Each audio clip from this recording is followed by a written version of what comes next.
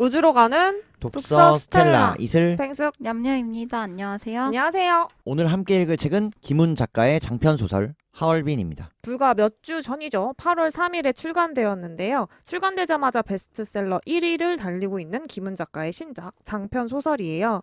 하얼빈은 안중근 의사의 이토 히로부미 사살 이거를 모티브로 한 역사 소설인데요.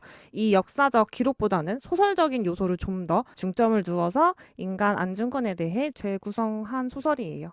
김훈 작가 소개해 드릴게요. 언론인 출신의 작가인데요.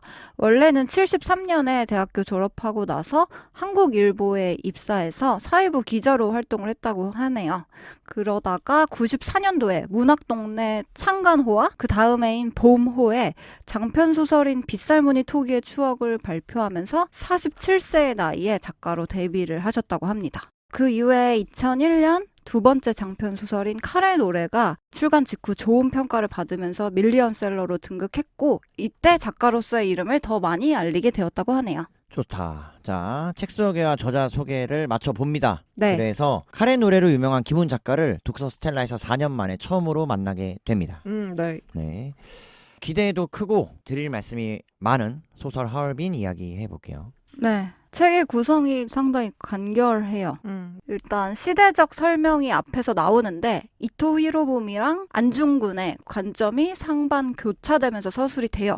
그리고 그 다음에 빠르게 넘어가서 안중근과 항일운동가죠. 우덕순의 하얼빈 거사를 도모하는 장면들이 묘사가 되고 거사 이후에 안중근을 심판하고 재판하는 과정까지 그려지면서 소설이 마무리됩니다. 미리 스포합니다. 안중근 의사의 죽음까지 네. 이 소설이 마무리가 됩니다. 네.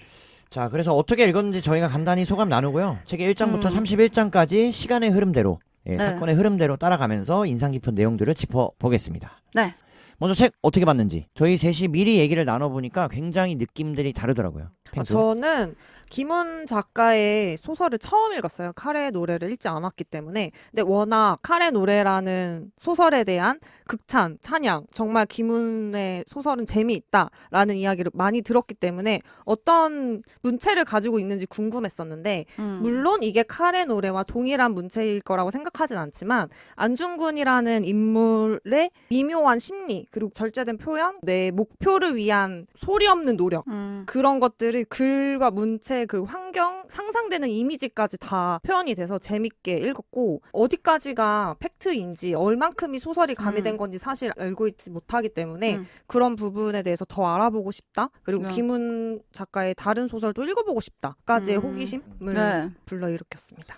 그리고 냠냠. 저도 재밌게 읽었는데 기대와 다른 장면 묘사나 구성이어서 놀랐어요. 하얼빈이라고 하면은 안중근 의사의 의거 장면이 굉장히 드라마틱하게 그려지고 앞뒤로 소설적인 요소가 많이 들어가서 재구성했을 거라고 생각했는데 물론 그런 서술 방식을 택하긴 했지만 의외로 이런 일제강점기라는 비극적인 상황이잖아요.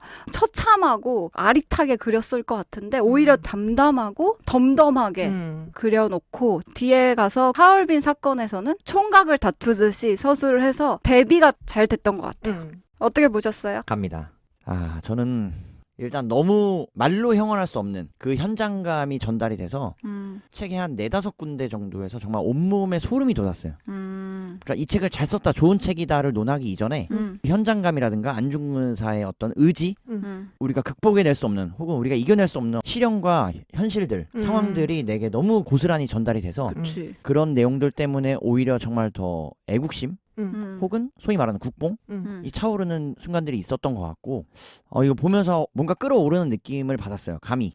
제가 뭐 안중근 의사를 사실 잘 평소에 관심을 갖지 않았었던 것도 있지만 이게 어디까지나 사실을 기반해서 쓴 소설이라면 사실에 기반했다는 내용만으로도 저한테는 너무나 큰 의미가 있는 책이고 저희가 독서 스텔라에서 4년간 여러 소설책들을 같이 만나왔었는데 그중에선 제게 가장 큰 임팩을 줬던 소설이 아닐까. 소설 중에 예. 넘버원? 넘버원. 와우. 왜 그런지는 뒤에서 말씀을 드리도록 하겠습니다. 네. 네. 좋습니다. 갑시다. 네. 자, 그래서 각자의 소감을 간단히 나누고 1장부터 들어가 보겠습니다. 네. 1장부터 31장까지 구성이 되어 있는데요. 각 장마다 어떤 소제목은 없어요. 네. 숫자로만 네. 구성이 되어 있고 1장의 첫 시작은 이토 히로부미와 음. 마지막 황제인 순종의 등장으로 시작이 됩니다. 네. 네. 순종의 동생인 이은을 일본 제국으로 데리고 가는 그런 그쵸. 장면으로부터 시작을 하죠. 네. 더 큰 나라의 교육을 받아서 가르치겠다. 그래서 순종 같은 경우에도 나의 동생을 잘 부탁한다. 더 많은 깨달음을 알려줄 수 있었으면 좋겠다라는 부탁의 메시지를 전달을 하면서 근데 여기서 느꼈던 거는 이제 우리나라가 일본 강점기에 있는 시대였고 황제, 왕으로서의 입장이 있지만 자신의 포지션을 어떻게 해야 자신이 살아남을 수 있을 거에 대한 심리적인 걸 전 느꼈었거든요. 그러니까 우리 자국에 대한 독립을 염원하는 한편 일본 메이지에게 잘 보여야 잘 되니까. 보여야 된다. 그러니까 일본 메이지라는 건 일본 황제입니다. 네. 일본 황제에게 잘 보여야 된다라는 부분이 많이 나타나더라고요. 그런 부분이 전 좀 가슴이 아팠어요. 그쵸. 1장에서부터. 명분이 일단 이은의 일본 유학이잖아요. 음. 우리나라 입장에서 봤을 때는 인질로 끌고 가는 건데 명분으로는 일본 유학으로 포장을 잘했고 볼모로 잡는 거지. 네, 메이지나 그리고 총리 이토 히로부미 여기선 이토라고 계속 말을 하는데 이토의 입장에선 내가 데려가서 잘 교화시키고 너네 한국에 없는 유학을 설파해 줄게. 이런 컨셉으로 포장을 하더라고요. 자, 작가 김훈이 이 하얼빈이라는 소설을 집필하기 시작하면서 가장 첫 줄, 첫 문단, 첫 단락에 무슨 내용을 담을까라고 사실 난 굉장히 궁금했거든. 네. 책을 펼치기 전까지. 네, 근데 첫 등장이 안중근이 아니더라고. 맞아. 그래서 굉장히 인상 깊었고 내가 느낀 이 책 전체 1장부터 31장까지의 구성을 살펴보면 크게 두 단락인데 안중근과 이토 히로부미 두 인물을 두고 왔다 갔다 해. 그러니까 예를 들면 1장에서 이토 히로부미만 나오고 2장에서는 안중근만 나와. 네. 근데 다시 3장에서는 이토 히로부미에 대한 이야기만 나오고 네. 4장은 다시 안중근으로 돌아간다는 거지. 그리고 이토 히로부미에 대해서 우리는 혹은 내가 알고 있었던 역사적인 사실은 하얼빈 여기서 안중근 의사의 총에 맞아서 죽은 사람 그리고 우리나라를 못 살게 괴롭혔던 일제강점기 때 네. 그 정도로 알고 있었다면 이 책에서 김훈 작가가 소개하는 혹은 우리에게 말하고 싶은 이토 히로부미는 너무나 신사적이고 네. 너무나 영민하고 맞아요. 정말 안중근이기 때문에 이 사람을 상대할 수 있었던 것 같아. 난 그 정도로 이 이토 히로부미에 대한 역사적 재평가가 있어야 된다고 생각하고 그러니까 각자가 서로 다른 목적으로 삶을 영위해간다고 봤을 때 뒤에도 나오지만 안중근 의사가 이토 히로부미를 쏜 목적은 이토 히로부미가 싫어서도 아니고 미워서도 아니고 네. 굉장히 좀 독특한 가치라고 보는데 이토 히로부미야말로 본인이 생각하는 혹은 본인이 그려가는 이 동양의 그림들 그것이 너무나 원대하고 굉장히 계획적이고 잘 짜여져 있다라고 느껴진다는 거. 그리고 한국 통감이었던 이토 히로부미가 1장에서 나오지만 황태자 이은의 스승격으로 굉장히 존경을 받는 인물로 나와요. 그리고 일본 황제인 메이지에게도 굉장히 신의를 받고 있는 인물로 나오고 그만큼 리더십이 있고 주변에서도 모두 존경하는 인물로 보여지면서 저도 이슬 오빠가 말한 것처럼 이토 히로부미라는 인물은 죽여야만 하는 인물이었어라고 생각을 했는데 사실 일본 제국의 입장에서 봤을 때 그 인물은 굉장히 몇십 년을 국가에 한국 통감도 40년이라고 하면서 책이 나오더라. 네. 이제 황제 밑에서 모시면서 본인이 하고자 했던 것들을 굉장히 치밀하게 잘 이루어왔던 인물로 보여지긴 하더라고요. 그래서 김훈 작가가 이 책 쓸 때 인터뷰에서 이 책이 반일 감정을 조장하는 형태로 읽히지 않았으면 좋겠다 이렇게 표현을 했대요. 내가 정확히 얘기했네. 그래서 그러니까 그가 쓰고 싶었던 의도가 내게 잘 전달됐다는 네, 의미야. 작가의 의도가 굉장히 나한테는 잘 전달된 거고요. 경우인 것 같고. 네, 그 김훈 작가도 그래서 일본인의 시각에서도 섬세하게 표현을 하려고 노력을 했다 이렇게 표현을 해요. 1장에 21페이지에 이런 표현이 있더라고. 위스키의 찌르는 맛을 이토는 좋아했다. 번민이 클수록 위스키 맛은 날카로웠다. 이런 문학적인 표현들이 단 두 문장인데 굉장히 섬세하다라고 느꼈어. 정말 표현을 잘하는구나라고. 2장 갑니다. 22페이지에 처음으로 안중근이 등장을 합니다. 네. 노루를 잡는 장면으로. 네. 총을 쏘는 연습을 하는 거죠. 난 사실 안중근을 어느 시절의 안중근부터 우리에게 소개할까라고 역시 기대감이 맞아. 있었는데 네. 1905년 12월을 기점으로 청년 안중근이 상해에서 돌아오는 네. 그 시점부터 우리에게 안중근 의사를 보여주려고 했다. 그렇죠. 상해에서 돌아와서 황해도 산골에 있는 본인의 집으로 다시 돌아오는 장면부터 시작을 하는데 이 안중근이란 사람의 배경에 대해서 간략하게 설명을 하고 보통 저는 여기서 안중근이 왜 이토 히로부미에 대한 죽음을 결심했는지 혹은 살해의 목적이 뭔지 막 이런 게 촘촘히 나올 거라고 생각했는데 그건 또 생략됐어요. 뒤에 나오잖아. 뒤에 굉장히 세상에 나오네. 이 앞정이 앞에 초반. 내가 앞에서 얘기했던 이토 히로부미와 안중근 의사 이 두 명의 인물을 중심으로 이 소설을 끌어간다고 얘기했던 부분을 초반에 어디서 느꼈냐면 1장의 17페이지에 이토 히로부미가 메이지 일본 황제에게 듣는 말이 있어. 반도에 보낸 병력이 충분한지 짐은 그것을 걱정한다 라고 메이지의 말에 이토는 괴로웠다라고 표현하거든. 근데 2장에 넘어와서 2장 33페이지에 보면 빌렘이라는 신부를 안중근 의사가 만나는데 상에서 일찍 돌아왔구나라고 빌렘 신부가 말하자 빌렘이 나를 따로 부른 이유가 이것이었구나라고 안중근 의사에 대해서 표현해. 그러니까 어떤 의미냐면 안중근 의사도 이토 히로부미도 본인의 상관이나 본인의 스승뻘인 사람들의 그 말 한마디에 이 사람이 나를 부른 이유, 이 사람이 나에게 이 말을 했던 목적과 메시지, 그것들에 대해서 같이 고민하더라고. 다른 사람과 다른 시간 속에서. 그래서 이런 고민하는 과정들을 통해서 이 각 캐릭터성을 살려주고 이 사람들이 각각 고민하는 방식은 달라. 풀어나가는 과정도. 그런데 이런 것들에 대해서 대처해 나가는 방식들이 굉장히 두 캐릭터를 잘 보여준다고 느껴지더라고. 그러니까 표면적인 상황들만 보여주는 것이 아니고 이토 또는 안중근이라는 인물의 심리적인 고민? 그렇지. 혼자만의 생각? 이런 것까지 같이 표현을 그 해줬다. 성격과 성향, 캐릭터성을 부여하는 거지. 맞아. 그리고 안중근 의사가 하고 싶었던 말을 하지 않았다. 이것은 뭐 침묵을 지켰다. 굳이 내뱉지 않았다. 네. 이런 표현도 같이 나오더라고요. 네. 그러니까 빌렘 신부가 35페이지에 이렇게 물어봐. 다시 대륙으로 나가려느냐? 그랬더니 안중근은 대답하지 않았다. 그리고 빌렘은 대답 없는 뜻을 짐작했다.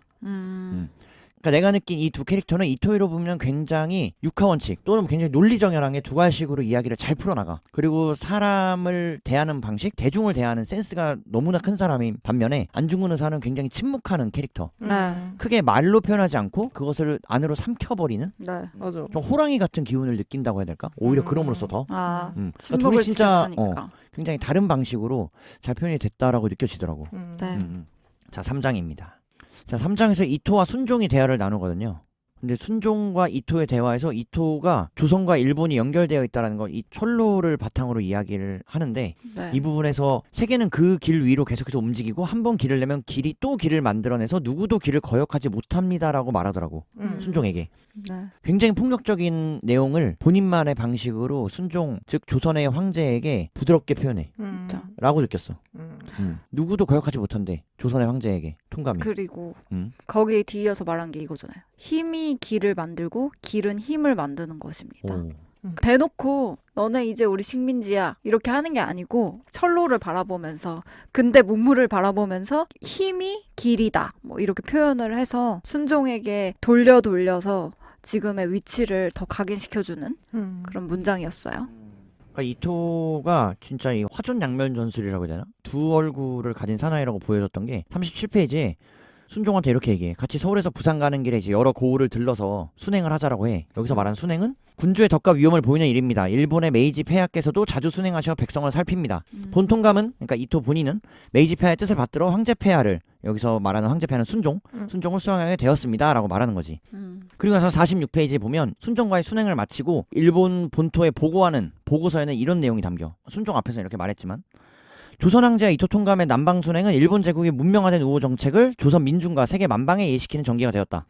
그래서 조선의 양민들은 점차 통감 통치 안으로 수립되고 있으나 풍민들의 바로가 전역으로 확산되고 있으니 이 같은 시국 속에서 양민에게는 유화 정책을, 풍민에게는 무단으로 대처하는 두 방향이 선명하게 떠오르고 있다고 보고서는 결론 지었다. 그러니까 결국은 순종에게는 이렇게 얘기한 거지. 너의 역할이 있으니까 너가 조선의 국민들을 잘 이렇게 어우러줬으면 좋겠어. 그게 좋지 않을까? 우리 황제도 이런 거 한단 말이야. 너도 한번 해봐. 라고 했지만 뒤에서는 결국 이 조선을 본인들의 수하에 놓기 위한 굉장히 치밀한 전략이었죠.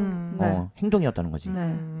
맞아. 일본의 전략이 황제와 왕궁의 왕족들을 이용해서 더 선전을 하고 우리도 너희의 왕족들과 함께 조선을 더 발전시키기 위해서 노력을 함께 하고 있는 거야. 그러니까 우리가 너희를 피해를 주려거나 공격을 하려는 것이 아니고 함께 개선하려고 그쵸. 하는 거야 라는 시선을 계속 광고를 하려고 이용을 한다는 거죠. 그래서 소설이긴 하지만 놀랬던 게 굉장히 젠틀해요. 이토가. 맞아. 굉장히 젠틀하고 정말 순종이나 이은을 대하는 태도도 그 조선 황제 그리고 황태자를 떠받들듯이 젠틀하게 표현을 하지만 지금 이슬 앤 팽숙 언니가 둘 다 말한 대로 문명 개화라는 그 속내에는 침략을 정당화하려는 그 의도들이 다분히 보였다는 거. 이슬 앤 팽숙 언니라길래 이슬도 언니 같아서 자. 언니 두 명의 의견에 따라서 그럼요. 살을 붙여봤습니다. 좋다. 그래서 5장으로 넘어가면 이제 안중근의 가족 이야기가 나온다.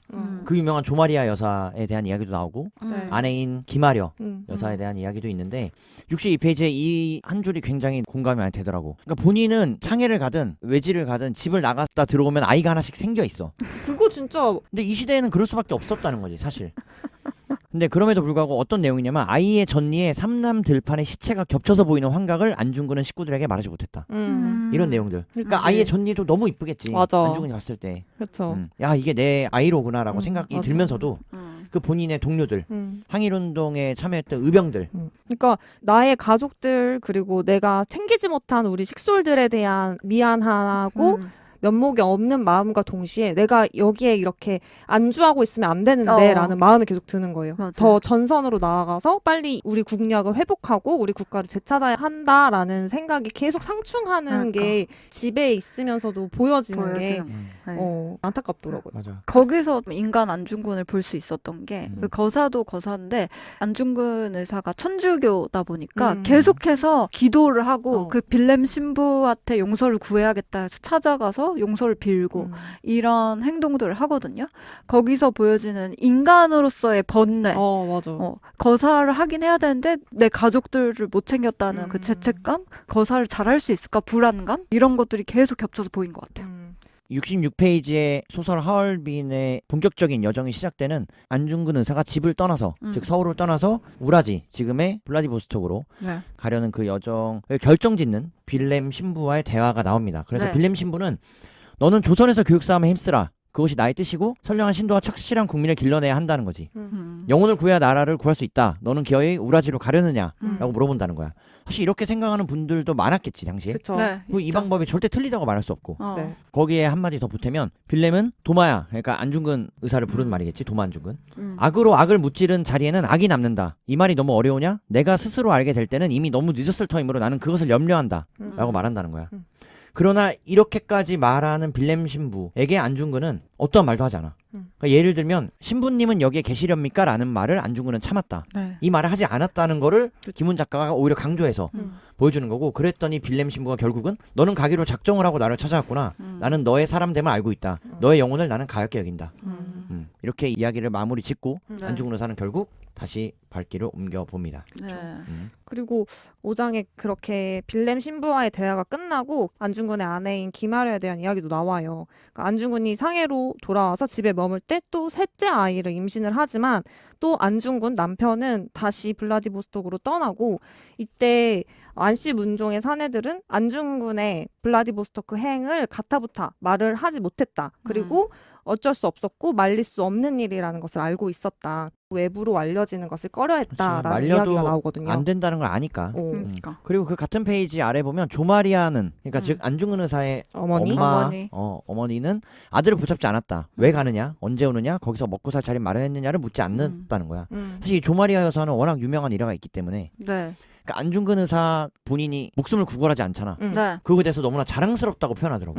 세상에 어느 엄마가 본인의 아들이 죽음을 맞이하는 자리에서 항소하지 않았죠. 그것을 나는 너가 그렇기 때문에 자랑스럽게 여긴다. 음. 라고 그 일화가 전해지는 것들이 너무나 좋아서 사실 조마리아 여사에 대한 표현이나 어떤 식으로 좀 김훈 작가가 대할까라고 생각했는데 네. 이 대목도 전체적인 결에서 그쵸. 조마리아 여사의 성격을 잘 표현하지 않았나 네. 보여지더라고. 이렇게 가면 갈수록 소설이 점점 비장해져. 맞아. 그러니까 아내인 김아려 또한 남편과 마지막으로 작별을 하지만 붙잡지 않고 그리고 묵묵히 그 길을 감내를 하죠. 아이 네. 셋을 혼자서 키우고 문중 어르신들을 그러니까. 모시면서 사는. 네. 그리고 결코 남편이 땅의 속박에서 풀려나지 못하리라는 예감에 눈물을 흘렸다고 표현이 돼요. 그렇지. 근데 신기한 게 그 안중근 의사의 블라디보스톡 행을 말린 거는 빌렘 신부만 말리고 오히려 가족들은 어차피 말려도 갈 거를 너무나 잘 안다 이렇게 다 묘사가 되더라고요. 그 안중근이라는 사내의 높은 사명감을 사실 모두가 같이 공유하고 있지 않았을까라는 네, 생각이고 가족들은. 그래서 6장으로 넘어가면 80페이지에 정말 내가 이토라는 캐릭터, 이토 히로부미라는 캐릭터를 잘 이해할 수 있었다고 생각하는 부분. 이토가 네. 조선을 떠나서 러시아 고급 관료와의 만남을 예정하고 조선을 떠나게 되는 성별한 자리에서 본인이 이야기할 원고를 직접 쓰게 돼. 근데 여기서 이 원고를 썼다 지웠다. 그 쓰고 다시 고치고 그를 반복하거든. 근데 중간에 쓰고 나서 글을 버리는 이유는 송별연에 오는 조선인들이 이 내용을 다 이해하지 못할 거라고 판단을 해버리더라고. 근데 본인이 이 썼다 고치는 한 두세 번의 글 있잖아, 원고의 내용이 너무나 사실 수준이 높아서 나는 깜짝 놀랐어. 난 솔직히 그냥 이토 히로부미가 뭐 머리가 좋아? 라고 생각해본 적은 없거든.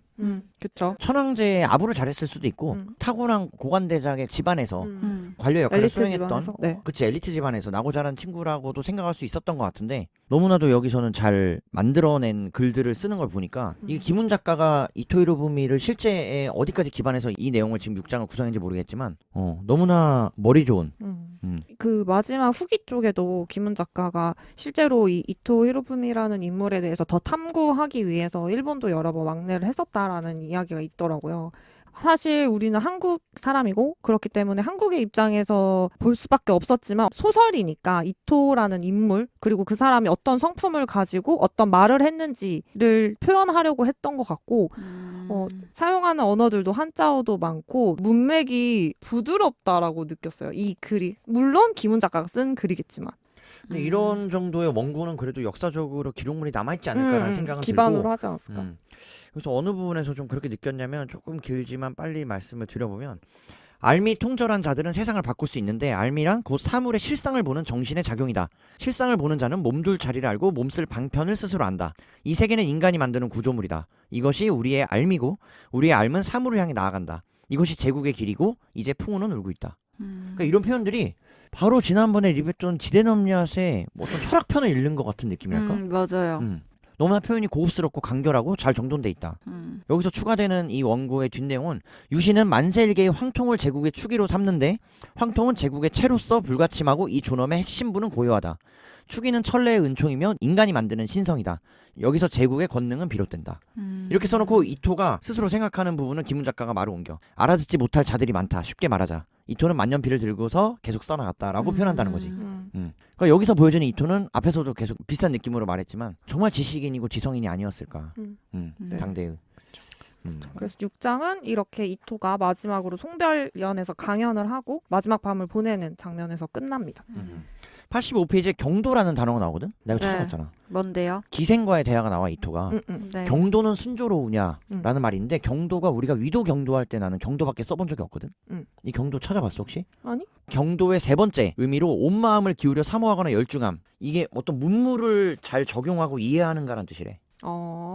이거 안 찾아보고 어떻게 이걸 읽었지? 나는 이거 도저히 이해가 안 되는데? 여기도 봐봐. 기생이 경도라는 말을 몰라서 이토를 쳐다보았다. 우리 그러니까. 셋 다 몰랐던 거지. 우린 당연히 모르고 요즘 단어라고 표현하면 그런데 온 마음을 기울여 사모하거나 열중함. 그러니까 신식 문물에 대한 온 마음을 기울여 사모하거나 열중하고 있냐라는 거지. 그게 아. 순조롭냐고. 노력하고 있느냐. 이게 진짜 말이 노력하고- 어려운 단어야. 진짜 어렵다. 그리고 우리가 일반적으로 안 쓰니까 배웠어. 이런 다 같이 단어들이 배웠어. 많더라고. 음. 자, 책의 89페이지를 봅니다. 안중근 의사가 이토를 죽여야 한다. 혹은 왜 죽여야 할까를 스스로 고민하는 장인데 네. 한 페이지를 넘게 할애하고 있더라고. 맞아. 근데 말이 어려워. 그러니까 여기서도 이제 안중근 의사가 홀로 사색한 장면을 이토 못지않게 이토가 쓴 원고 못지않게 안중근 의사의 높은 수준을 김훈 작가가 표현하려고 하지 않았나 네. 라고 생각이 들고 89페이지 이토가 애초에 이 세상에 태어나지 않은 것처럼 이토의 한 생의 자취를 모두 소급해서 무화시키는 쪽이지 싶기도 했는데 그 지우기가 결국 이토의 목숨을 제거하는 일이 되는 것인지는 생각하기 머뭇거렸다는 거야. 그치. 그쵸. 그래서 이토의 목숨을 제거하지 않고서 그것이 세상을 헝클어뜨리는 작동만을 멈추게 할 수는 없을 것이었고 그렇기 때문에 이토를 죽여야 한다면 그 죽임의 목적은 살에 있지 않고 그러니까 네. 죽이는 것에 있지 않고 이토의 작동을 멈추게 하려는 까닭을 말하는 것에 있는데 네. 자 그러려면 살하지 않고 말을 한다면 세상은 말에 귀 기울이지 않을 거라는 거지. 그래서 말은 혼자서 주절거리는 것이 아니라 이 세상에 대거 알아들으라고 하는 것일진데 그렇게 살하고 나서 그러니까 죽이고 나서 말했다 해서 말하려는 바가 이토의 세상에 들릴 것인지는 알기가 어려웠다는 거. 그러니까 이런 본인 혼자서 계속해서 이 과정을 고민을 한 고민해 거죠. 나가는 엄청난 과정이 고민을 하는 거. 너무나 깊고 네. 뭔가 더 어둠 속으로 들어간 느낌이랄까? 그 단지 이토라는 인물을 죽이는 것이 목적이 아니었던 거죠. 그쵸. 그렇지. 이토라는 인물이 존재함으로 인해 세상이 헝클어지고 있고 그것을 끝내고 싶은데 그만하게 만들고 싶은데 그 방법이 다른 방법은 없을까? 살인이라는 것밖에 없을까라는 것을 끊임없이 고민을 했고 앞서 나온 것처럼 안중근이란 인물이 천주교를 기반으로 하고 있다 보니까 살생에 대한 그것이 얼마나 악의 행동인지에 대한 교육을 그쵸. 받았기 때문에 그것을 계속 저지하고 거부하려고 노력하고 맞아요. 고민했던 장면. 맞아요. 이 초반부의 이 고민의 마지막에는 이 세상에서 이토를 지우고 이토의 작동을 멈춰서 세상을 이토로부터 풀어놓으려면 이토를 살할 수밖에 없는 것인지를 안중근은 어둠 속에서 생각했다. 그러나 여기서 그 결심을 굳히진 않아. 뒤에 다시 한번 또 언급이 있겠지만. 그죠. 그래서 여기까지는 이렇게 깊은 고민을 음. 안중근 의사 나름대로 음. 하고 있었다는 내용을 네. 피력한다. 그리고 그 다음에 1908년도 연해주로 가서 의병대를 결성을 한 장면에서 살생이라는 것을 얼마나 조심스러워 했는지 그것을 보여주는 에피소드가 담겨져 있어요. 그렇지. 풀어주잖아. 풀어주잖아. 그리고 본인이 당하지. 네. 이것 그쵸. 때문에 리더십을 많이 잃어. 간단하게 말씀드리면 안중근 의사가 의병 활동을 할 때 안중근 의사 밑에 있던 장교들이 포로 3명을 끌고 왔고 그중 2명은 일본 사병이었어요. 네. 근데 이 사병 한 명은 민간인. 민간인이었고 그래서 이 포로들이 늙어 보였고 본인들은 강제로 전쟁에 끌려왔으니 살려달라라고 했을 때 부하들은 죽여야 한다라고 했지만 안중근은 풀어줘라. 총기도 줘라. 다시 너희는 돌아가라라고 한 거죠. 총기를 주는 건 우리한테 총을 쏘라는 의미가 아니고 아, 그 네. 친구들이 돌아갈 때 총기가 없으면 큰 어차피 벌을 받기 죽는- 때문에 그래서 그만큼 목숨에 대해서 소중하고 중요하게 생각했다. 그러니까 쉽게 살생을 하는 사람이 아니었다. 아니었다. 네. 그리고 앞에서 조금 전에 말씀드렸던 안중근 의사의 고민이 97페이지에 결정이 지어집니다. 그러니까 안중근 의사가 이토의 사진을 처음 보게 돼. 이토와 순종 황제가 같이 찍은 사진을 보게 되는데 네. 97페이지 중간 얼마 전까지만 해도 이토를 죽여야 한다는 생각은 내내 분명하지 않았다. 이토를 죽여야 한다는 생각은 자각 증세가 없는 오래된 암처럼 마음속에 응어리져 있었는데 만월대의 사진을 보는 순간 즉 이토 히로부미와 순종 황제가 같이 찍었던 그 만월대의 사진을 보는 순간 암의 응어리가 폭발해서 빛을 뿜어내는 것 같았다. 안중근은 몸을 떨었다. 여기서 숙명적으로 운명적으로 알게 된 거야. 이 이토 히로부미라는 존재는 결국은 내가 할 수밖에 없는 거구나라고. 너 지금도 소름 돋네. 진짜 이거 소름 돋는 부분이었어. 그죠. 맞아요. 이렇게 강한 결기로서 나라를 위해 나의 조국을 위해 이런 결심을 할 수 있다는 게 대단한 것 같아요. 사실 이때 나이도 굉장히 젊잖아. 그쵸. 30이 된 나이죠. 31살에 죽었으니까. 그렇죠. 이 신문 속의 이토의 사진을 보면서 이토의 사진은 벼락처럼 안중근을 때렸다. 이렇게 나와요. 네. 그러니까 얼마나 충격적이고 이 벼락처럼 때리는 순간 바로 시간이 없구나. 연출을 떠나자. 빨리 떠나자. 거사 치르러 가자. 그렇죠. 이렇게 결심 바로 해요. 신문을 본 게 19일인데 네, 맞아요. 10월 19일 날 그날 보고 아침에 하숙집을 바로 나왔다고 해요. 근데 거사가 일어난 게 26일이니까 불과 일주일 만에 이 모든 결정을 하고 행동을 한 거죠. 네. 그 다음으로는 이제 동행을 하게 됐던 우덕순을 어떻게 만나게 되는지. 만나게 97페이지에서 그런 결심을 했다. 응. 깊은 고민 속에 과거 환경들을 간략히 소개했고 조선의 환경과 본인 가족사를 살펴보면서 네. 이 강한 결심을 내린 후에 바로 이제 이 소설의 이막이라고 볼 수 있는 우덕순과의 만남이 이루어집니다. 우덕순은 사실 처음에는 안중근 의사의 부하였대요. 네. 네. 같이 의군 활동을 할 때 함께 활동을 했던 부대의 대원이었고 현재는 담배파리를 하거나 대동공보사에서 한국 신문을 내는 곳이었는데 수금을 하는 일을 하면서 어렵게 살아가고 있는 인물이었어요. 그 사람을 이제 하숙집으로 찾아가서 이토가 하얼빈으로 온다더라라는 단지 그 말 한마디만 전했을 뿐이고 그때 우덕수는 함께하겠다. 그렇지. 바로. 앞에서 말씀드렸던 이토가 이제 조선 통감을 내려놓고 러시아로 향하는 그 길이 안중근 의사가 마침 조선을 떠나서 중국으로 간다라는 중국. 소식을 접했던 것.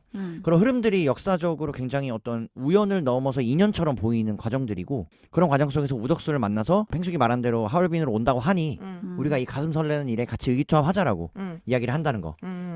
그리고 우덕순과 안중근 의사의 대화가 116페이지에 이어집니다. 네. 총에 대한 이야기고 안중근 의사가 총알 3발은 너무 적지 않겠나 좀 더 구할 수 있겠나라고 물어봐요. 우덕순이 중고로 산 총과 그 자녀 총알이 3발이라는 거지.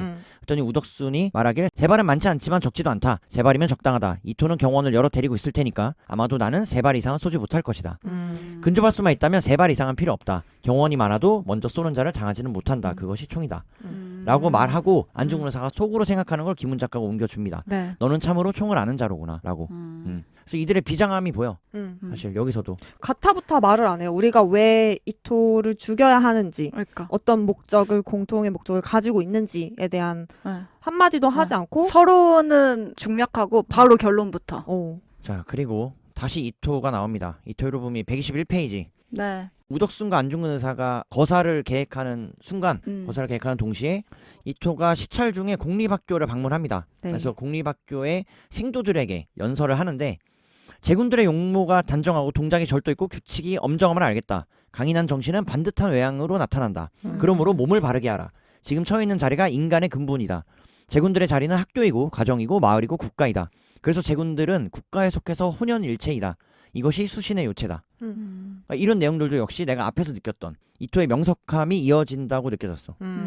맞아. 이렇게 그들에게 쏟아내는 말 한마디 한마디가 굉장히 애국심을 고취시키고 우리가 왜 이 국가를 위해서 함께 싸워 나가야 되는지, 또 본인 스스로 어떻게 자기관리해야 되는지, 뭐 여러 가지 어떤 삶을 대하는 태도 같은 것들이 굉장히 일목요연하고 정갈하게 잘 정리되어 있는 사람이더라고. 맞아요, 맞아요. 그래서 이렇게 이토가 일본을 떠나서 여순, 봉천, 장춘을 지나서 하얼빈을 목적으로 하면서 각 지점마다 중요한 연례 행사나 만찬들을 참여를 하는 글귀들이 있어요. 그래서 두 인물이 하얼빈에서 만나지만 그 감정과 비장함이 달라요. 안중근은 맞아. 그 일주일한 시간 동안 정말 절제되고 돈도 많이 없는 와중에 정말 쓸 곳에만 써야 하고 말을 아끼면서 하얼빈을 향하는 반면 이토 히로부미는 많은 사람들과 만나고 그러니까 환영받고 환영받고 같은 곳으로 향하고 있거든요. 이게 네. 되게 대조적인 분위기를 네. 보여주더라고요. 맞습니다. 그리고 이토가 조선을 점령해 나가는 과정에서 청일전쟁을 127페이지에서 설명하는데, 일본군이 청군이 패퇴하고 여순 전역에서 학살을 벌였대. 늙은이, 임신부, 어린아이, 불구자, 개, 고양이, 말, 당나귀를 모두 죽였다. 포로를 생포하지 않고 투항하는 자들까지 모두 죽였다. 일본군은 시가제에 시체로 방벽을 쌓고 그 뒤에 기관 총좌를 들여앉혔다. 화가 나는 장면이더라고, 나 개인적으로는. 이 내용이. 청일 전쟁이 어떻게 조선에도 영향을 미쳤는지 보여주는 대목이었어요. 조선의 땅 평양을 배경으로 또 전쟁이 이루어질 때 거기에 있던 민간인들 다 우리나라 사람일 거 아니야. 맞죠. 또 정말 아주 잔인하게 아무런 망설임 없이 이제 사살하고 죽어나가는 그런 장면들이 묘사가 한 2페이지, 3페이지에 걸쳐서 설명이 되어 있는데 사실 청일전쟁은 우리나라는 관여하지 않는 전쟁 아닌가라고 저는 생각했거든요. 근데 이 배경과 그곳에 있었던 민간인들의 피해 그리고 그들을 얼마나 무참히 죽였는지에 대해서 보여주기 때문에 이 또한 이 소설에서 왜 우리가 이토 히로부미라는 인물을 멈춰야만 하는가에 대해서 더 근거를 제시해 줄 수 있는 대목이 아니었을까라는 생각이 들더라고요. 자, 138페이지 드디어 안중근 의사가 하얼빈에 먼저 도착을 합니다. 아마 김훈 작가가 이 부분에 대해서 어느 정도 역사적인 고증을 많이 했을 거라고 보고 그 내용을 전달하더라고. 일본 총영사관은 하얼빈에 거주하는 조선인들의 동태를 파악하고 있었다. 인구는 260명 정도인데 이들 대다수가 담배말이, 막노동꾼, 세탁업자, 나무꾼, 석공들이고 수입은 월 15불에서 25루블 정도로 바깥과 반값이면 고작이라고 본국에 보고했다. 실제 이런 보고가 있었을 거라고 봐. 네. 그리고 실제 하얼빈이라는 곳에서 이런 역사적인 사건이 일어난 것과는 별개로 너무나 사실 초라한 모습이더라고. 그렇죠. 내가 느끼기에는. 그러니까 막 안중근은 사람을 많이 도울 만한 여력도 없고 그쵸. 지지하는 세력도 없고 없고 이 돈도 정말 없고. 척박하고 불모지 제3국에서 이런 거대한 결정과 거대한 사건을 스스로 만들어냈다는 게 너무 대단하게 느껴지더라고. 그렇죠. 음. 100루블을 궁금해서 찾아봤어요. 왜냐면 여기서 안중근 의사가 돈이 급히 필요해가지고 이석산이라는 사람한테 총을 겨눠가지고 돈을 빼앗잖아요. 그게 100루블인데 그 당시엔 진짜 큰 돈이었겠지만 한국 단위로 치면 2,200원. 당시 네, 돈으로. 당시의 돈으로 2,200원이래요. 가늠은 할 수 없지만 이 정도 돈이 모자라가지고 사람한테 총을 겨눠가지고 빼앗을 수밖에 없는 그 급박함 그리고 아까 말씀하신 대로 초라함 이런 게 좀 느껴졌어요. 네. 지금 냠냠이 말해준 대로 그 정말 열악했던 항일운동의 현장 그대로를 네. 전해줄 수 있었던 것 같고 그렇죠. 그렇게 어렵게 구한 100루블로 141페이지에 제가 또 소름 돋았던 장면이 등장을 합니다. 네. 그러니까 안중근 의사가 그 100루블을 가져와서 우덕순에게 얘기를 해. 옷을 사러 가자. 옷이라면 무슨 옷? 돈이 모자랄 텐데라고 말하는데 쏘러 갈 때 입자라고 말해. 그랬더니 우덕순이 웃었다. 그리고 우덕순의 웃음을 보면서 안중근이 웃었다. 이렇게 얘기하더라고. 그리고 새로 산 옷을 싸들고 안중근은 우덕순을 이발소로 데려갔다. 그리고 안중근 의사가 말해. 머리를 깎자. 잡힐 때 깔끔한 게 좋겠다. 새 옷도 입고. 그랬더니 뭐 우덕순도 당연히 그렇겠구나라고 말하면서 따라가는데 네. 이러한 장면들이 이 거사를 준비하는 안중근 의사의 비장함과 몸가짐, 마음가짐을 마음가짐. 너무나 잘 대변하는 그쵸. 장면들이었던 것 같고 진짜 그쵸. 비장함이 느껴지더라고. 맞아. 그리고 안중근은 거울 속에 제 얼굴을 들여다보았다. 저것이 나로구나. 그리고 내가 살아서 이토를 쏘는구나. 라고 생각하는 장면. 그리고 옷을 사고 이발을 하고 마지막에 안중근 의사가 우덕순을 데리고 사진관으로 갔다. 그리고 안중근 의사가 말하지. 사진을 찍자. 그랬더니 우덕순이 돈이 모자랄 텐데 이것에 돈이 겨우 되고 지금 찍으면 찾을 수 있겠나라고 우덕순이 물어봐. 근데 없다. 그래도 찍어두면 남는다. 새로 산 옷으로 입고 찍자. 그래서 사진관에서 이야기를 한데 러시아인 사진사가 손가락 5개를 펴보면서 닷새후에 와서 사진을 찾아가라고 말했다. 닷새후에 올 수 없다는 걸 알면서 안중근은 고개를 끄덕였다. 그리고 심각합니다. 이렇게 여기서부터 굉장히 이 심각하고 비장함이 맞아. 이 장면마다 맞아. 느껴서 나는 솔직히 이게 너무나 화가 나는 것도 아니고 뭔가 모를 이 말로 표현 안 되는 묵직해요. 감정들이 오더라고. 맞아, 엄청 맞아. 묵직한 게 누르는 게 왜냐면 모든 장면에서 안중근 의사가 다 알고 있어요. 본인은 다시 여기 못 온다. 돌아오지 못하고 다시는 가족을 못 만난다. 삼목숨이 아니다라고. 다시는 내가 살던 곳으로 돌아갈 수 없다는 걸 너무나 잘 알고 그거를 다 마음속에 꾹꾹 눌러 담아서 그거를 김은 작가가 문장으로 표현해서 그런지 굉장히 먹먹하고 뭔가 묵직한 게 느껴졌어요. 맞아. 그래서 그 이석산에게서 뺏은 100루블로 기차값 그리고 밥값, 옷값, 사진값을 다 쓰고 이렇게 쓰고 나니 26일에 일을 끝낼 수 있다면 돈이 겨우 빠듯할 것이다. 그러니까 26일에 거사를 치른 이후는 나에게 없는 거죠. 아예. 그 이후엔 더 이상 돈도 필요 없다라는 거를 예견하고 있다. 네. 자, 비장합니다. 비장함을 이어가면서 135페이지 우덕순과 안중근 의사의 개인사를 둘이 대화를 나누는 부분이 짤막하게 나오는데 우덕순부터 소개를 해드리면 본인 스스로 말하길 나는 서울 동대문 밖에 살았다. 4년 전에 결혼해서 작년에 딸을 얻었다. 처는 서울에 있고 2살 난 딸은 지난 봄에 죽었다고 들었다. 일단 이게 첫 번째 충격이었고 네. 자기 하나밖에 없는 딸이 죽었다고 들었대. 확실하지도 않지만 어쨌든 이런 상황이라는 거지. 이렇게 네. 열악한 상황이었고 안중근 의사에게도 우덕순이 너도 얘기해봐라라고 말하는데 나는 조선에 처와 자식이 셋 있다. 딸 하나에 아들 둘이다. 막내는 내가 떠난 후에 태어났고 나중에 아들이라고 들었다. 역시 이 부분이야. 아이들이 어렸을 때 떠나와서 얼굴을 모른다. 그리고 김은 작가가 표현하길 말이 끊어졌다라고 표현했어. 네. 다들 먹먹한 거죠. 그러니까 안중근 의사와 우덕수는 본인들의 아이들이 태어난 것도 전에 들을 수밖에 없었던 상황. 이런 그리고- 현실. 네. 죽은 것도 전해 들을 수밖에 없고 태어난 것도 전해 들을 수밖에 없고 성별마저도 모르고 정확히 떠날 수밖에 몰라요. 없었던. 네. 그러니까 이런 현실 속에서도 거사를 기획했던 것, 그리고 시행했던 것 너무나 대단하다고 느껴졌다. 화가 나네 진짜. 자 그리고 진짜 이게 난 보통 소설이 아니라고 느낀다니까 이래서. 재밌었어. 진짜로.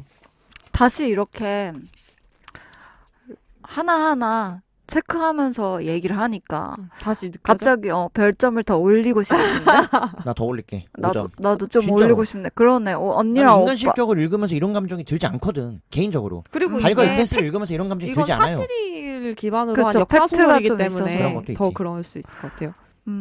제가 읽을 때 좀 감정이입을 많이 못했던 것 같아요. 반성하나요? 반성합니다. 네. 그래서 나는 이 책이 빨리 안 넘어가더라고. 잘 읽히는데 빨리 안 넘어갔어. 이런 장면들에서 멈췄어 내가. 엄청 몰입하면서. 엄청 그치. 몰입하면서 봤어. 그래서 뒷부분이 더 대박이었어 나는. 갑시다. 네. 자 바로 총을 쏘는 맞아, 장면으로 뒷부분. 먼저 가겠습니다. 아 진짜요? 가야 돼. 아, 그래. 자 166페이지 방아쇠를 당기는 장면까지 약 3페이지에 걸쳐서 표현을 해요. 네, 사실 책의 하이라이트 중에 하나라고 볼 수 있을 것 같고 맞아요. 지금까지 이 166페이지까지 책을 끌고 왔던 결론과 행동이 여기서 표현이 됩니다. 그래서 안중근 의사가 생각하기를 키 큰 러시아인들 틈에 키가 작고 턱수염이 허연 노인이 서 있었다. 이것이 이토로구나. 저 작고 괴죄죄한 늙은이가 저 오종종한 것이 점점점.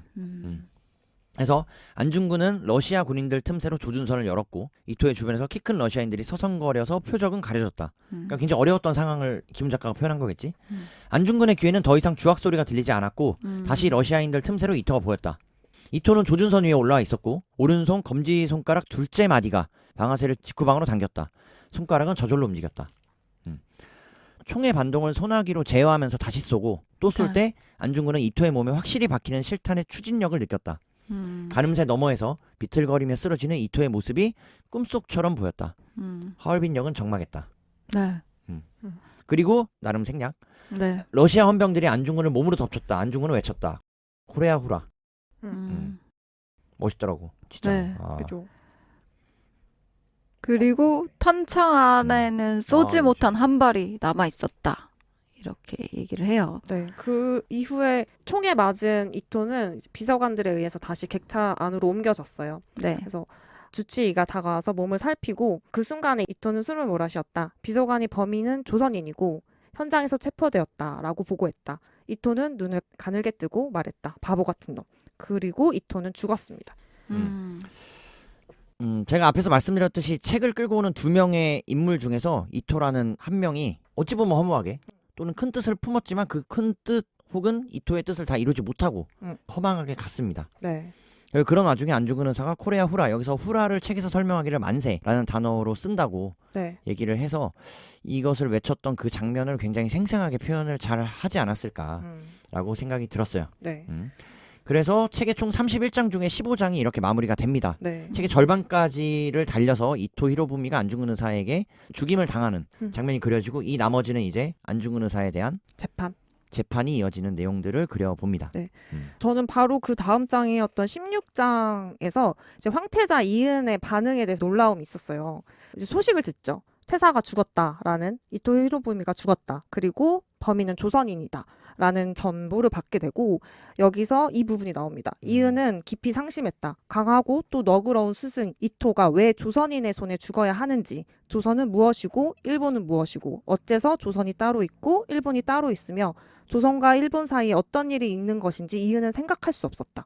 그러니까 이은이라는 황태자라는 인물이, 황태자가 자기 자신이 개인적으로 정말 좋아하는 인물이지만 그 사람이 조선인이라는 인물에 죽었고 그 조선과 일본이라는 그 사이에서 정체성을 고민하는 부분이라고 느꼈어요.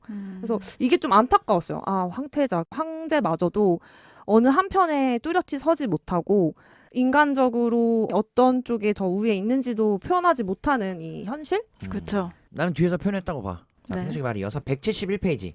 순종이 메이지, 즉 일본 황제에게 위로의 전문을 보냈다라고 네. 김훈 작가가 표현하는데 네. 뭐라고 썼냐면, 오늘 이토 공작이 하얼빈에서 흉악한 역도에게 화를 당하였다는 보고를 받고 통분한 마음을 금할 길이 없습니다. 삼가 위로를 보냅니다. 순종은 전문에서 한국인이라는 단어를 쓰지 않았다. 차마 한국인이라고 쓰지 못하는 심정을 메이지가 헤아려 주기를 순종은 바랐다. 라고 김훈 작가가 표현하더라고. 네. 사실 이게 더 화나는 대목인 것 같아. 그쵸. 그렇죠. 그렇게 그러니까 안중근 의사가 본인을 위해서 이런 행동을 맞죠. 결단한 건 아니잖아. 그렇죠. 물론 순종을 위해서도 아니야. 하지만 순종과 안중근 의사 그리고 안중근 의사의 가족들, 뭐 우덕순 이 모두가 함께 우리가 조선이라는 국가로 묶여 있다면 그 국가를 위해서 위국 헌신한 건데, 그러니까 몸을 바친 건데 이러한 결정을 그냥 역도라고 표현을 하고 한 것과 별개로, 그렇지, 이 조선을 대표하는 인물인 순종 황제가 이런 식으로밖에 일본 황제에게 표현하지 못한 것이 더 화나더라고. 그럴 수밖에 없었겠죠. 살려고. 네. 본인의 처세가 더 중요했던.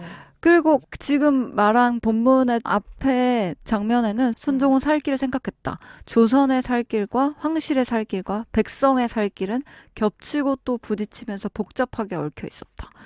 그러니까 이 사람도 복잡했겠죠. 그렇지. 네.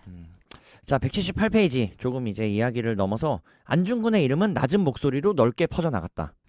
이 한 줄이 굉장히 좋더라고. 네. 조선의 민중들 사이에 안중근이라는 이름이 각인되기 시작된 거야.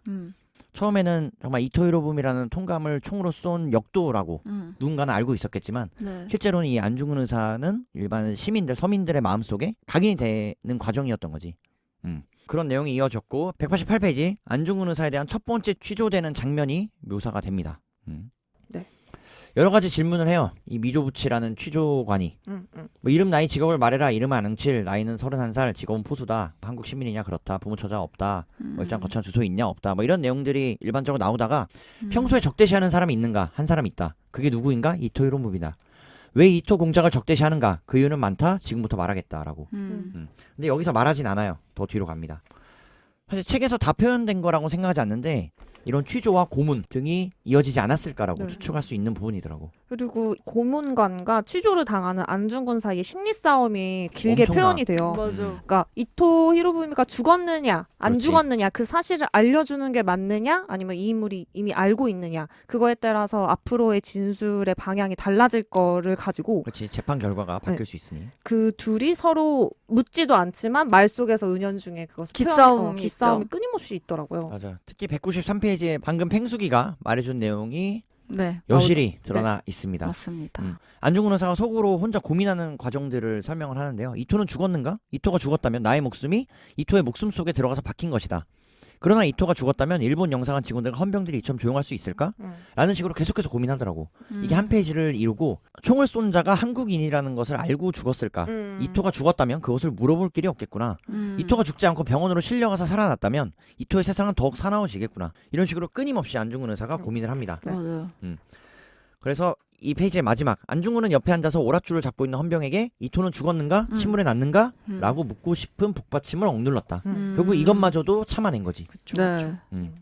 본인의 노력, 행동이 어떠한 결과를 만들어내는지 정말 알고 싶을 거예요. 자신의 목숨을 이미 내놓았기 때문에. 얼마나 답답했을까 실제로. 그러니까 너무 궁금하고 너무나 물어보고 답답했을 것 같아. 근데 그것을 묻는 순간 나게 상황이 불리해질 수도 있다는 걸 알기 것을 때문에. 그런 기민함이 보였고 202페이지에는 그 취조가는 미조부치가 안중근 의사의 아내인 김아려 여사를 취조합니다. 네. 김아려 여사에게 물어보는 내용들이 참 그러니까 남편이 이처럼 체포되었다. 남편이 아닌가? 내 남편은 죽었다. 남편은 없다. 그대 남편은 아능칠이 틀림없다. 어떤가? 나는 모른다. 그리고 김훈 작가가 설명을 더합니다. 김아려의 마음속에서 남편은 죽었다. 죽음은 바뀔 수 없었다. 미조부치는 김아려가 안중근의 아내라는 심증을 굳히고 신문을 꺼냈다. 이렇게 이어지더라고. 사실 살아서 얼굴 본 날도 많지 않을 텐데 그죠. 남편인 안중근이 그 남편을 이렇게밖에 표현할 수 없는 김아려 여사의 마음도 그러니까 참 뭐 그렇더라고. 네. 그리고 또 한 가지 말하고 싶은 게 이토 히로부미의 죽음이 이제 한국인에 의해서 죽었다라는 게 알려지면서 주교인 미텔과 기자들이 하는 이야기가 나와요. 이게 17장의 다시 앞부분에 나오는데 이토가 죽은 뒤에 안중근이 천주교인인가에 대해서 묻는 기자들의 질문에 주교인 미텔이 안중근은 이미 천주교인이 아니다라고 대답을 해요. 그러니까 네. 살생을 하는 순간 하나님의 가르침을 어긋났고 네. 여기를 나간 순간 천주교인이 아니다라고 선을 긋더라고요. 저는 맞아요. 여기가 좀 너무 그 미텔이 바로 그 뭐. 섭섭해. 섭섭한. 왜냐하면은 안중근을 계속 보호하고 고해성사를 베푸는 거는 빌렘이라는 신부님이고 그 위에 그 이 위에 미텔 주교가 상관이 있는 거지. 미텔 주교인데 그 미텔 주교는 천주교 교리에 완전히 입각해가지고 윤리적인 살인을 저질렀으니 그러니까 원칙주의자 원리주의 네 그런 거죠. 그래서 총으로 쏘아 죽이는 방식으로 증오를 표출한 천주교인의 죄악에 대해서 네. 주교로서 굉장히 상심했다라고 나오는데 이 장면이 정말 중요한 위치에 있는 지도자, 종교 지도자로서의 위치와 빌럼 신부 또한 고민을 하잖아요. 이 인물을 내가 고해성사를 받을 것이냐 말 네. 것이냐. 하지만 안중근이라는 인물은 내가 한 행동에 대해서 고하고 싶은 마음이 또 나오거든요. 뒷부분에. 자, 앞에서 저희가 설명드렸던 내용이 213페이지에 잘 정리가 되어 있습니다. 네. 김훈 작가가 설명을 합니다. 이토가 피격 직후에 절명했다는 사실을 안중근이 알고 있는지 모르고 있는지를 알아내는 것이 신문의 기법상 매우 중요했지만 미조부치는 안중근에게 대놓고 물을 수가 없었다. 안중근에게 물어본다면 거꾸로 되묻거나 알아도 모른 척하고 몰라도 아는 척할 것이 분명했기 때문에 그래서 범행 직후에 안중근을 신문한 러시아 헌병대에서 넘어온 조서를 들여다보아도 안중근이 이토의 절명을 알고 있는 것 같진 않았는데 그것이 모르고 있다는 근거가 되지 못했다. 그래서 미조부치는 여러 경우로 생각했다는 거지. 근데 이것이 계속 왜 이런 고민을 하느냐면 안중근 의사에게 혹시나 유리하게 적용될 수 있기 때문에. 자, 그 다음 장에 218페이지 또 먹먹한 부분이 나옵니다. 자, 미조부치가 안중근을 신문하면서 여러 가지 기법과 방식을 활용하는데 미조부치는 김아려가 두 아들과 함께 찍은 사진을 안중근에게 보여주었다. 김아려는 흰 한복 차림에 3살 난 막내를 무릎에 안고 있었고 5살 난 분도, 그러니까 둘째 아들, 네. 분도는 그 옆에 서 있었다. 그 상황을 보고 안중근 의사가 이렇게 속으로 생각을 합니다. 저 아이가 막내로구나. 점점점. 처음 보는 거죠. 그쵸. 그리고 김훈 작가 설명은 막내는 눈이 컸고 눈썹 자리가 뚜렷했고 입술이 두터웠다. 그리고 다시 안중근 의사의 속 생각. 저 아이도 나를 닮았구나. 점점점. 그러니까 이런 것들이 정말 자기 아이가 어떻게 생겼는지도 모르고 맞아요. 사진을 통해서 내 아이를 오히려 취조당할 때 알게 되는 정말 말도 안 되는 상황이 벌어지고 있는 거지. 그렇죠. 맞아요. 그리고 또 뒤에서 생각해요. 남편이 이토를 쏜 하얼빈에서 아내는 왜 아이들을 데리고 사진을 찍은 것일까? 내가 총 쏘기 4일 전에 우덕순과 함께 사진을 찍은 것과 같은 이유일까? 내가 있고 내가 없는 세상에서 또는 너도 없고 나도 없는 세상에서 소식을 전하려던 것이었을까? 라고 고민하고 안중근이 한마디를 합니다. 이 사진은 어디서 구한 것이냐고. 그러니까 이런 상황들에 대한 묘사가 참 그러니까 가족애라고 해야 되나? 가족애와 애국심이 저울질되는 상황인 것 같아서 참 네, 그렇게 읽었습니다. 네. 그렇습니다. 네. 그 이후로 계속 신문이 이어지고 23장으로 넘어가면서 관동 도독부 지방법원에서 공판이 이루어져요. 정말 세계적인 주목을 받죠. 왜냐하면 이토 히로부미라는 인물이, 정치적인 인물이 공개적인 자리에서 살해를 당하는 사건이 있었고 그게 한국인이다라는 것 때문에 기자들도 굉장히 몰렸고 이 부분에서 제가 인상 깊게 읽었던 부분은 복장이 불량한 자는 입장을 허락하지 않는다고 법원은 거듭 강조했다. 왜냐하면 이번 사건의 공판에서 문명한 국가의 법정 모습을 세계에 과시하라고 고등법원이 지시했기 때문이다 라는 부분이 나와요. 일본은 계속 미개한 조선을 우리가 개화시키는 우리는 문명 국가이다라는 것을 세계에 과시하려고 했다는 거죠. 그래서 이런 사상의 연장선으로 이 사건마저 공판마저도 더 옷을 잘 차려입고 아이는 안 되고 그런 사람들만 입장할 수 있도록 했다라는 부분이 좀 저는 인상 깊었어요. 왜? 이것마저 정치적으로 이용한다는 거죠. 공판마저도. 자, 그 정치적으로 이용하는 내용을 같은 장에서 저도 이어보겠습니다. 235페이지 같은 23장인데요. 판사인 마나베가 계속해서 질문을 합니다. 네. 유리한 증거가 있음 말하라. 안중근 없다. 우덕순 없다. 안중근 의사가 이어서 말했다고 합니다. 나는 헛된 일을 좋아해서 이토를 죽인 것이 아니다. 나는 이토를 죽이는 이유를 세계에 발표하려는 수단으로 이토를 죽였다. 이제부터 그 사유를 말하고자 한다. 그랬더니 판사인 마나베는 더 이상 재판을 공개하면 공공의 안녕 질서를 해야 우려가 있다고 선언하면서 방청객에게 퇴정을 지시했다는 거지. 맞아요. 못 듣게 하는 거죠. 두려워했던 거야. 맞아요. 사실. 지금 팽수이가 말한 이후로 이 자리도 굉장히 어렵게 열린 자리지만 혹은 당시 대일본 제국의 세련된 모습을 보여주고 싶었다면 그것마저도 공개하고 싶지 않았던 거지. 이 안중근 의사의 말 이후로. 자, 그렇게 둘이 실갱이를 벌이고 238페이지 안중근 의사가 이 책 전체에서 이토 히로부미를 쏜 궁극적인 혹은 본질적인 이유가 소개가 됩니다.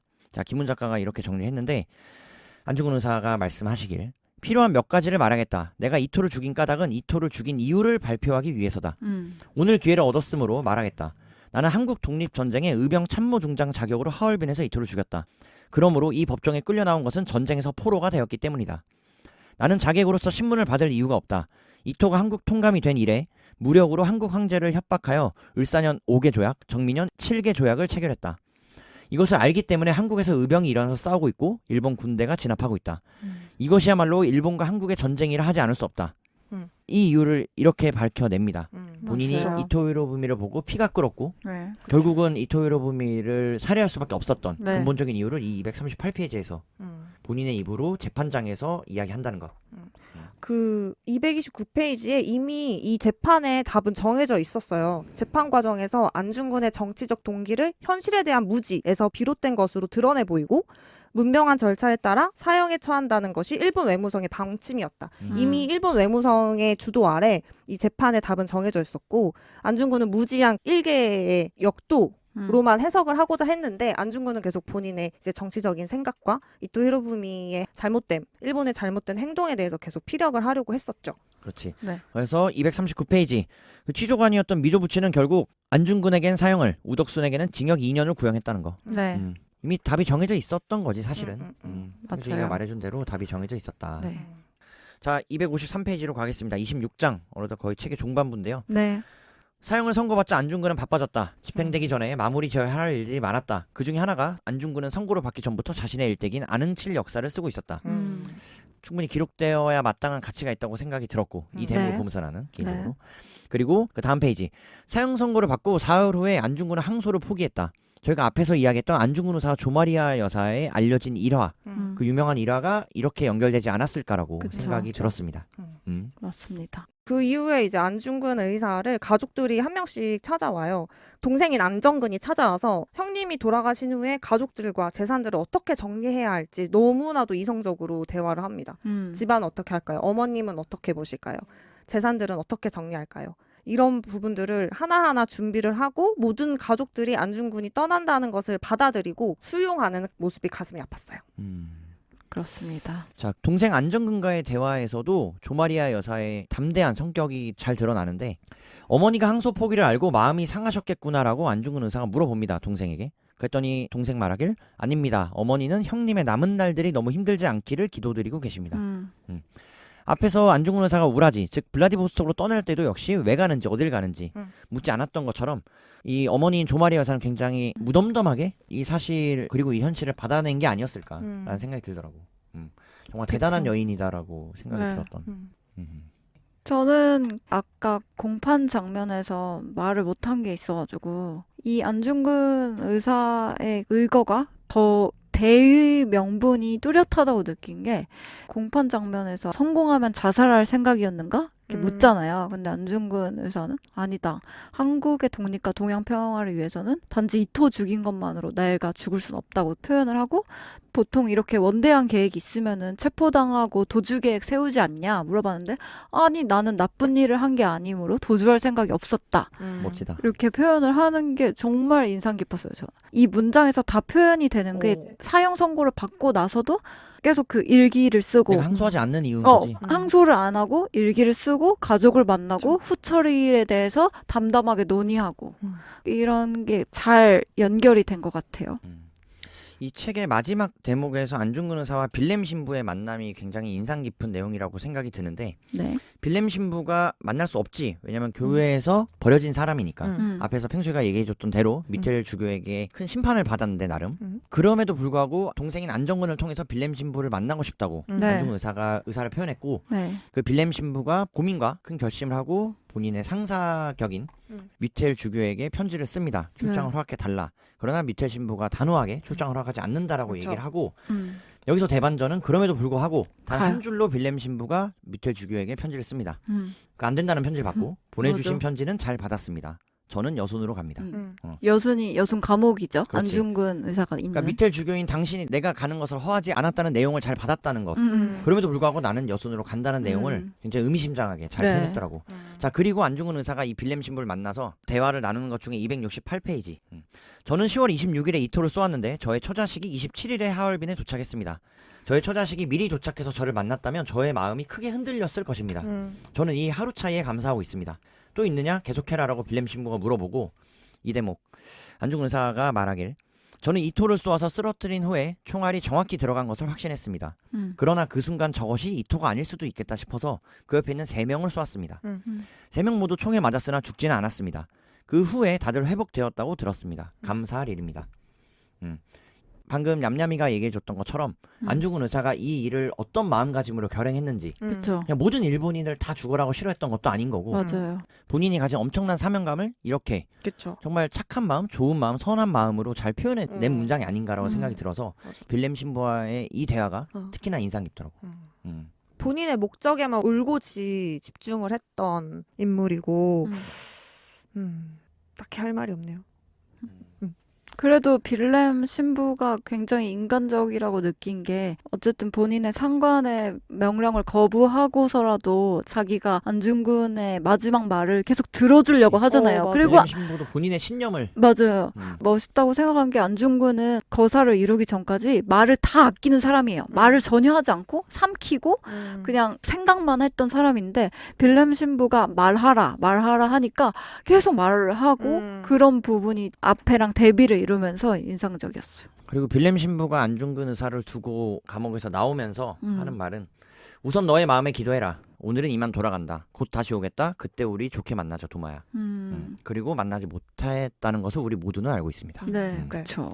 그렇게 헤어지고 마지막 31장 안중근 의사의 최후가 그려지는데 이 부분도 정말 마지막에 또 한 번 화가 나더라고요. 자, 구리하나 전옥이라는 이 사형을 집행하는 사람 일본인이 안중근 의사의 사형 집행을 선언하고 안중근에게 말했다.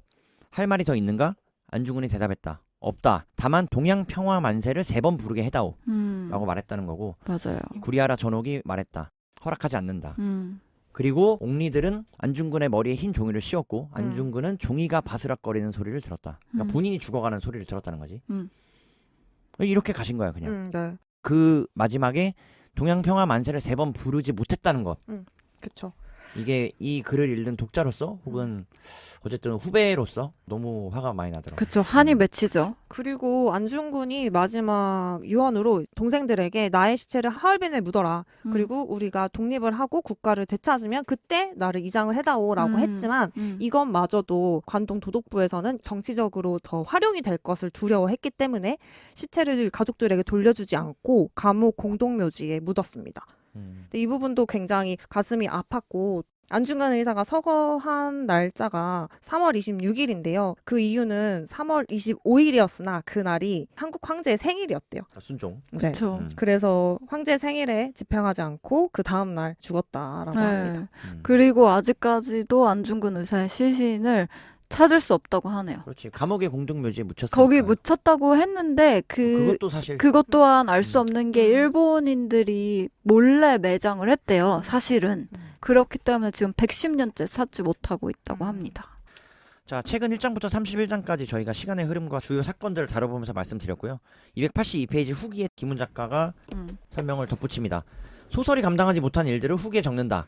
여기서부터는 소설이 아니고 안중근의 거사 이후 그의 직계가족과 문중의 인물들이 겪어야 했던 박해와 실형과 굴욕, 유랑과 이산과 사별에 관한 이야기다.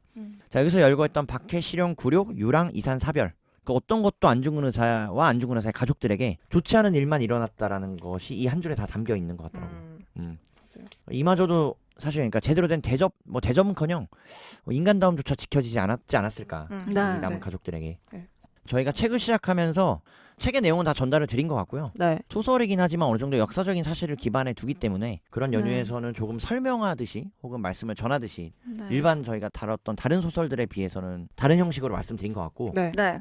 그래도 하얼빈이라는 책을 같이 1장부터 31장까지 읽고 느끼는 바를 책을 각자 읽고 왔을 때의 소감과 달리 표현될 것 같아서 다시 한번 소감을 정리하고 마무리하겠습니다.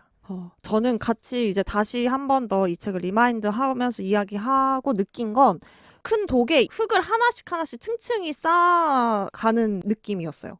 그래서 차곡차곡 이야기들을 쌓아서 그것을 15장에서는 정말 간결하게 사건이 일어났지만 그 이후에는 장대한 이야기가 더 오히려 뒤에 있단 말이죠. 신문을 하면서 안중근이라는 인물이 했던 생각들, 본인이 의도한 것들을 앞에서는 굉장히 침묵을 지키지만 뒤에서 그것을 모두 표현하고 쏟아내고 죽음을 맞이하는 부분에서 나라면 이 시대 때 살았을 때 어떻게 포지션을 했을까라는 생각도 동시에 들고 비단 안중근이라는 인물뿐만이 아니고 그와 함께했던 가족들, 동행했던 인물들마저도 본인의 위험을 다 감수하고 함께 이 시대를 살아갔다라는 게 느껴졌고 네. 8월 15일 광복절이 있는 8월에 이 책을 읽은 것이 의미가 있지 않았나라는 생각을 했습니다. 네. 그렇죠. 좋네요.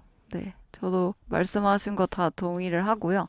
처음에 혼자 읽고 왔을 때랑 같이 녹음을 하면서 차이가 느낀 거는 작가가 원했던 것도 안중근 의사의 의거도 의거지만 인간 안중근의 삶 자체 그리고 어떤 마음가짐으로 임했는지 주목하길 바라면서 썼다고 하는데 그러한 작가의 의도가 촘촘히 잘 와닿았고요. 장면 그리고 안중근이 삼킨 말들 혹은 내뱉은 문장들을 다시 되새기니까 대의를 위해서 인간으로서 포기했어야만 했던 것들이 마음 아프게 느껴졌고요. 그리고 그가 원했던 그 대의를 이루고 나서의 모습이 원했던 모습으로 다 바뀌지 않은 것 같아서 그것 또한 굉장히 안타깝다고 생각이 돼서 오히려 다 읽고 나니까 더 먹먹해지는 책이었습니다. 좋네. 자, 저도 하겠습니다. 저는 처음부터 사실 이 책을 보고 굉장히 여러 생각이 들었다고 말씀드렸는데 같이 얘기하니까 다시 한번 그 감정이 또 올라오는 것 같고 일단 잘 썼다고 생각하고요. 그러니까 제가 책을 소개하면서 처음에 말씀드린 두 인물을 중심으로 이 소설을 끌고 나간다고 했던 게 결국은 이토 히로부미와 안중근 두 인물의 역사적인 사실을 바탕으로 썼다라는 거. 그리고 그 이토 히로부미가 책의 1장부터 31장 중에 15장에서 절반에서 멈춰요. 그 네. 이야기는. 멈출 수밖에 없었고 결국은 이 하얼빈이라는 소설은 1장부터 안중근을 등장시키지 않고 이토 히로부미로 시작하지만 16장 이후로 안중근 의사가 왜 그런 선택을 했고 어떻게 그런 사명감을 가지고 죽음까지 임했는지를 설명했던 내용들이 아마 소년 안중근 혹은 안중근의 탄생부터 이야기했다면 이 책이 이렇게 읽히지 않았을 거라는 그쵸. 생각이 감이 들고 네. 청년 안중근 혹은 가장인 네. 안중근 네. 그 짧은 시간을 이렇게 책에 약 한 300페이지가 안 되는 내용으로 담아냈던 게 너무나 몰입감 있게 잘 썼지 않았나라고 네. 생각이 듭니다. 네. 맞습니다. 그래서 참 그가 지키려고 했던 나라가 무엇인지 한번 생각해보게 되는 계기인 것 같고 맞아. 이렇게까지 해서 지켜야 했던 나라 혹은 조국이라면 나도 다시 한 번쯤은 이런데 내 생각을 쏟아내거나 생각을 해보는 것이 전혀 그 시간이 아깝지 않다라고 느껴지는 안중근 의사의 일대기. 네. 맞습니다. 그래서 저는 5점 만점에 5점을 드리고 싶습니다. 더 드릴 점수가 없어서. 물론 김훈 작가가 잘 표현한 것도 분명하지만 네. 네. 누군가는 그러실 수도 있을 것 같아요. 어차피 그래봐야 소설이잖아 라고. 그러나 이것은 어디까지나 안중근 의사라는 사람이 실제 존재했고 그가 존재했죠. 이토 히로부미를 저격하고 살해했고 그 죽음을 받아들이는 과정은 우리에게 잘 알려져 있는 것처럼 네. 그냥 이 이야기 앞에서는 숙연해질 수밖에 없지 않나라는 생각이 들어서 맞아요. 맞아. 그 236페이지에 제가 표시해 놓은 부분이 있는데 안중근이 말하기를 나의 목적은 동양 평화이다. 무릇 세상에서 작은 벌레라도 자신의 생명과 재산의 안전을 도모하지 않는 것은 없다.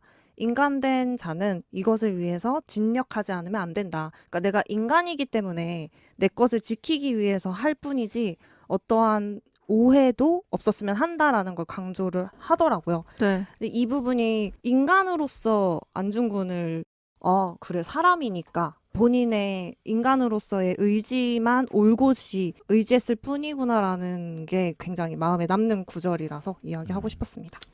보다 극적으로 표현하려고 했던 부분도 있겠지만 우리가 이 소설을 통해 접하게 된 안중근은 본인을 위해서 혹은 개인을 위해서 어떠한 영달도 행복도 추구하지 못했던 사람이고 맞아요. 그 중간에 우덕순과 하얼빈에서 거사를 거행하기 전에 옷을 산다거나 사진을 찍는다거나 이발을 한다거나 이런 행동들이 지금 생각하면 그냥 뭐라 해야 되나 좀 즐거웠으면 좋았겠다 라는 생각이 들더라고. 그 자체를 좀 그때라도 즐겼으면 어땠을까. 네. 팬의 입장에서. 맞아요. 팬이지. 팬이죠. 네. 됐어. 마무리합니다. 자, 네. 그래서 저희가 김훈 작가의 하얼빈 소설 하얼빈을 마무리하고요. 저희는 또 다음 책으로 돌아오겠습니다. 네, 그러면 인사하겠습니다. 다음 별에서 만나요. 안녕.